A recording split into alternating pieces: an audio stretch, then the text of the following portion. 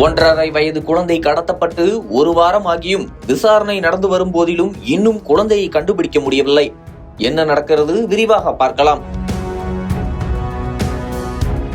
ஈரோடு மாவட்டம் சித்தோடு அருகே சேலம் கொச்சின் தேசிய நெடுஞ்சாலை மேம்பாலத்திற்கு கீழே வெங்கடேஷ் கீர்த்தனா தம்பதி 5 வயது மகன் மற்றும் 1.5 வயது பெண் குழந்தை ஆகியோருடன் வசித்து வந்துள்ளனர். கடந்த 15ஆம் தேதி நள்ளிரவு வழக்கம் போல வெங்கடேஷ் குடும்பத்தினர் கொசுவலைக்குள் உறங்கிக் கொண்டிருந்தனர்.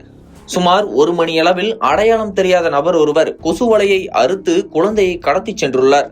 இதுகுறித்து சித்தோடு காவல் நிலையத்தில் புகார் அளித்ததன் பேரில் பெண்கள் மற்றும் குழந்தைகளுக்கு எதிரான குற்றத்தடுப்பு பிரிவு கூடுதல் காவல் கண்காணிப்பாளர் தங்கவேலு தலைமையில் 6 தனிப்படைகள் அமைத்து குழந்தையை கடத்தி சென்றது குறித்து தீவிர விசாரணை மேற்கொண்டு வருகின்றனர்.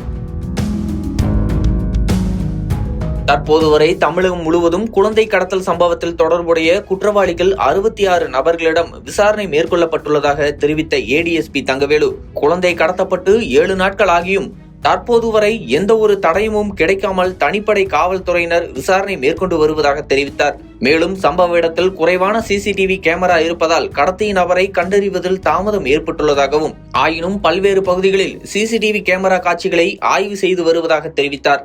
இதுபோன்று குழந்தை கடத்தல் சம்பவங்களில் பெரிய அளவிலான கும்பல் ஈடுபட வாய்ப்பு இருப்பதாகவும், விரைவில் குற்றவாளியை பிடித்து குழந்தையை மீட்போம் எனவும் ஏடிஎஸ்பி தங்கவேலு நம்பிக்கை தெரிவித்தார்.